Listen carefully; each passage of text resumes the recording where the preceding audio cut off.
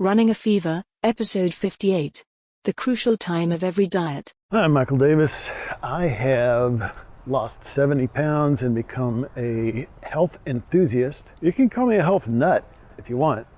I won't take offense at that.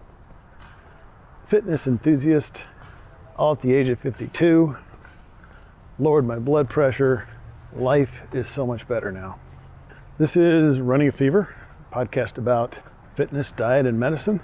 And I am currently walking around Lake Fayetteville.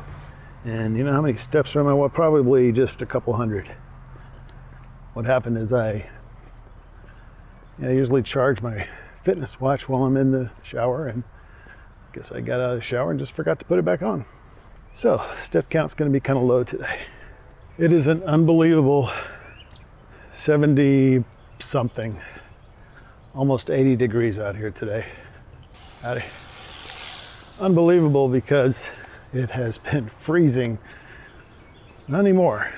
So the first time since I started this podcast and started working out back in November, I'm wearing a t-shirt with nothing over it or under it, just a t-shirt.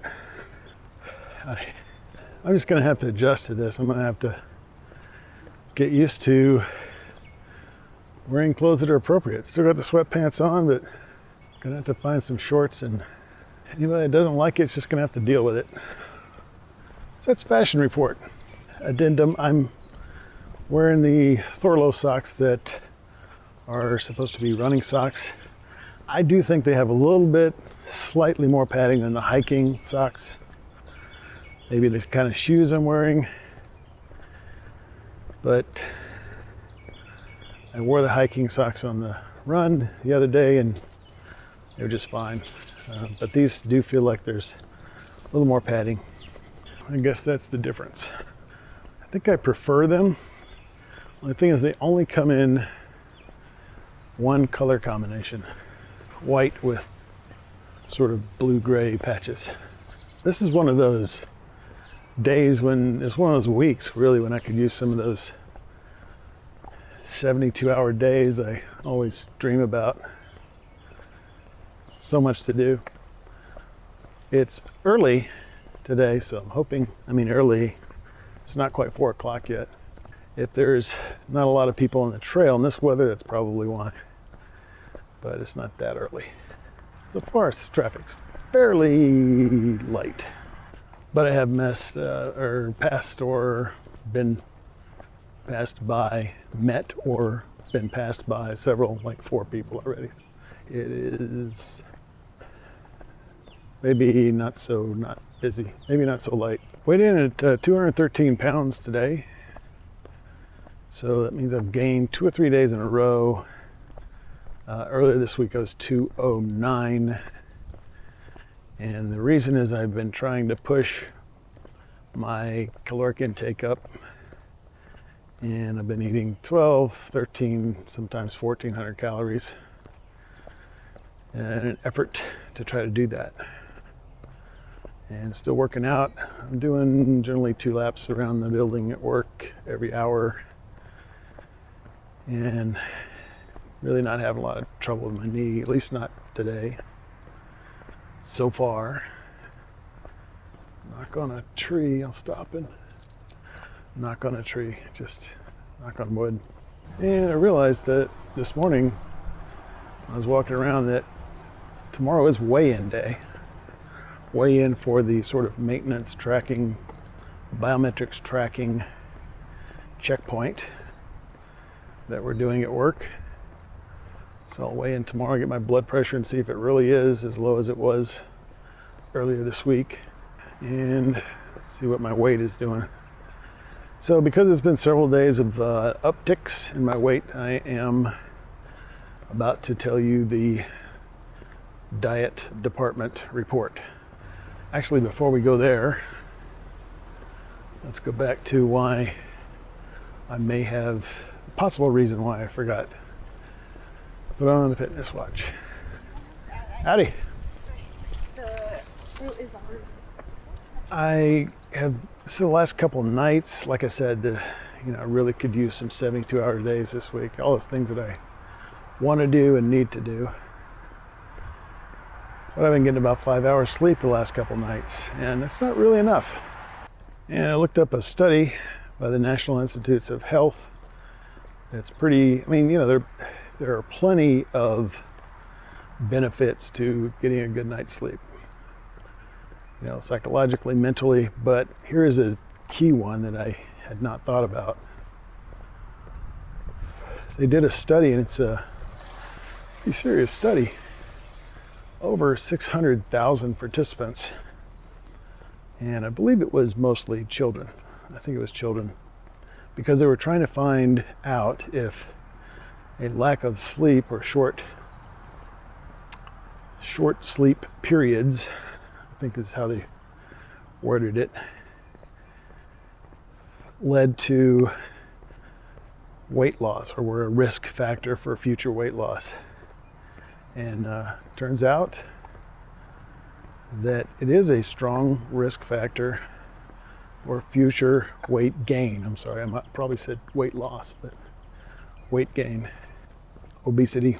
And one of the benefits of getting a good night's sleep is you're more alert. I was not as alert as I should be this morning. So let's stride over to the diet department, head for the information desk, and here's what's going on.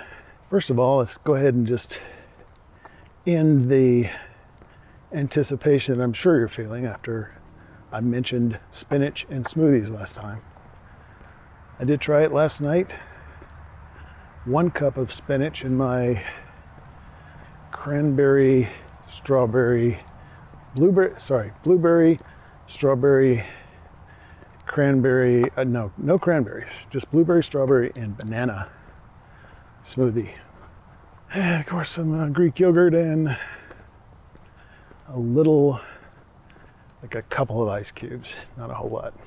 Everything was frozen pretty much, except for the juice and yogurt. So it was already pretty cold.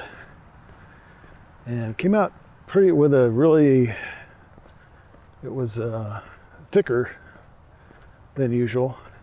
Maybe because there was more. I think last time I made those, I used a banana that was not even refrigerated. It was just kind of sitting out.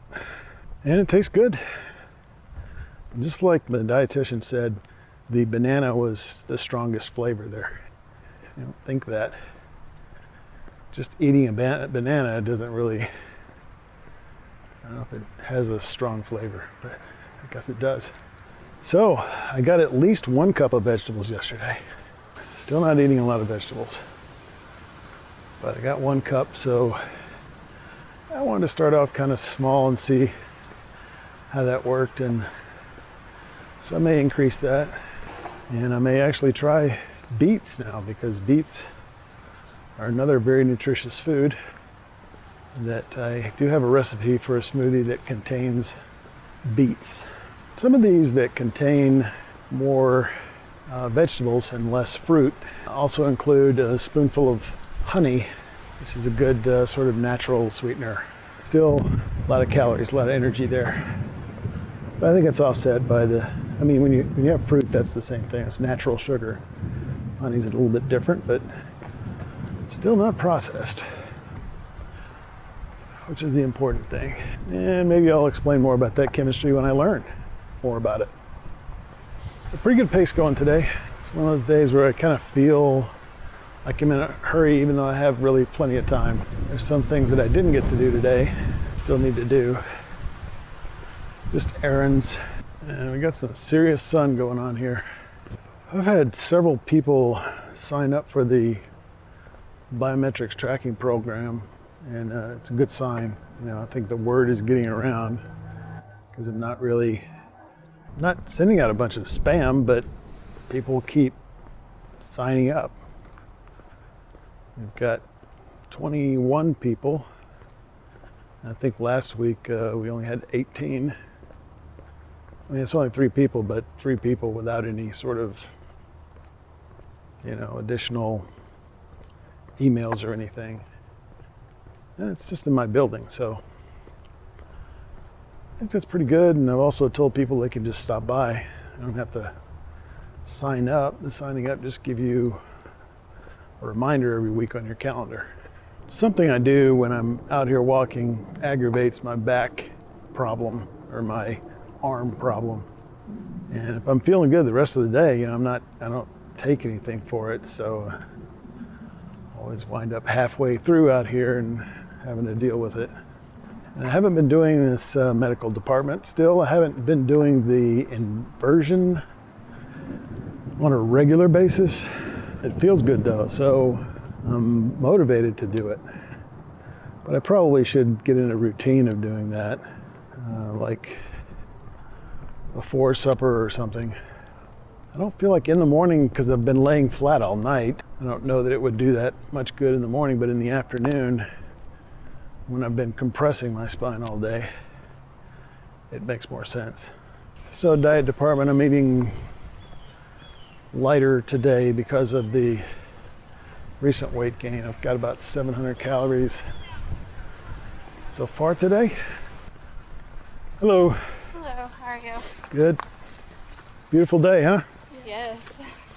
Traffic's picking up here. So 700 calories. And I've got theoretically 2 more meals to go. So I think anything over 1,200 calories right now is not very good on most days. It's really hard to do this and make these small adjustments. It really is. Because what do you do when you need to eat, 60 calories less, but you don't want to go way less? What do you leave out? What do you put in, So this is going to be the hardest part, I think, of this whole process. And you can avoid it by not losing weight as fast as I did. Completely avoid this problem. This is the time when diets go wrong, when exercise and whole health plans go wrong. Because this part is so difficult. If you've lost a lot of weight quickly, and it's so tempting to do so once you're in that groove of losing weight, wouldn't it be great if I could lose another 10, another 20, whatever, 5? For me, I wanted to lose 100. Still kind of do from where I started, but I'm not in any hurry to really do that. And it's okay if I come down a little bit from where I am now, because I'm really almost 10 pounds from where I want to be. But I need to make small adjustments again. I don't want to just starve myself for a couple of days. It's not going to work. It doesn't work. So I'm going to find a way to get about 400 more calories today. And no more, no less. Last night, can't remember what I had for dinner last night, but it's in a similar situation. You always have a certain number of calories. And if you're just wanting to lose as much as possible, you don't really worry about that. You just worry about having too much. You're not worried about having too little. It's very windy today. So what can I do? 400 calories is not a lot. Had chili for lunch. I don't really want to have that for dinner almost ever. Smoothies about 200 calories. I could just have a shake, 190 calories. This is the kind of process I'm going through on a daily basis, especially late in the day. You know what? I can have a 200 calorie salad. I can do that. Got a small piece of chicken I can cut up with it. 200 calorie salad, 200 calorie smoothie, boom. Robert is your mother's brother. One of my errands today was going to the grocery store again, because I am fortunate enough to be having dinner with some friends at my house this weekend, or Friday, which I love. This is important to my mental and emotional, psychological health. It's very important to my well-being. And it's something that really doesn't come naturally to me. But it's growing on me. I finally like it. As an introvert, I'm not really one to throw parties. I've never been really successful doing that, even though I'd wanted to. But for just 2 or 3 people, I can do that. Pretty much any group that'll fit around a small kitchen table or a reasonably medium-sized kitchen table. And for 2 or 3 hours, I can be hospitable. It doesn't wear me out or anything, and it's really good. So we're doing that. One thing about being on a specific or restrictive or a diet that you have to actually be concerned about is this kind of situation, and I still haven't figured it out. Because other people just want some good food. Now, some of the food that I like that's fitting into my diet isn't necessarily attractive to everybody. But more and more, I'm not really liking beef as much as I used to. And I talked about the beef that I've eaten recently, so that should give you an idea. I think it was episode 40 I was talking about having spaghetti with a beef meat sauce on it when I had some people over. And this weekend I'm gonna cook some burgers, probably, just pretend it's summer, even if it's not. So we'll see how that goes. Which means also I'm gonna have bread, hamburger buns, which will be a shock to my system. And I'm thinking of cooking French fries. My mom used to make these great French fries. Just cut up a potato into strips and fry them in oil. Delicious. Lots of salt. What I wind up doing on these days is eating almost nothing the rest of the day. It's the only way I can keep my calories at a reasonable level. Especially if I'm only able to handle 1,200 calories a day. That may be, I don't know, haven't even calculated French fries. I don't have to eat them necessarily, and I can eat a small portion. I got a feeling it's going to be difficult for me to eat an entire hamburger. So probably, I'm going to say at least 700 calories there. I'm going to probably make smoothies afterwards for everybody. Probably a usual recipe, so I'll have not a full 200 calories. So that doesn't leave me much, because a typical light day for me would be oatmeal for meal number 1, 100 calories. Oatmeal, 100 calories, maybe 120 with the Smart Balance for meal number 1. Meal number 2 would be yogurt, 80 calories, so you've got 210 there. Already got 210. Shake for lunch, 190, so that's 310, 400 right there. Might be able to do it that way, because then in the afternoon I'll have my jerky, 80 calories, 480 plus 800, 1280. Not very good, actually. Almost 1,300. So likely we'll end up cutting one of those out. And I'm just assuming it's going to be 800 calories. Could be more. I mean, I am going to have a hamburger with some mayonnaise on it. Those are the big heavy hitters for calories. I mean, I'm not going to put any cheese or bacon on or anything like that. Will I have some fries? Probably. And unless I have just a little bit, I don't know, we'll see. Probably a better course of action, and I think I might try this, instead of cutting out one or more meals, is to just have the snacks all day. I'll have my oatmeal, or maybe even just have a couple of eggs in the morning, or a couple of turkey sausage. That may be possible. Skip the oatmeal. A couple of turkey sausage, same amount, either one. And then have yogurt, jerky yogurt, or yogurt jerky. So that would give me over 800 calories. Anyway, I'll let you know how it turns out. Things are going well. I really feel like I worked out today. 78 degrees on my thermometer, so it's a great spring April day. So it was a great day, feeling good. I feel like I did a really good workout. I have definitely still got the fever. I hope you got the fever, and I will talk to you next time. This is the Padua Podcast Network, PaduaMedia.com.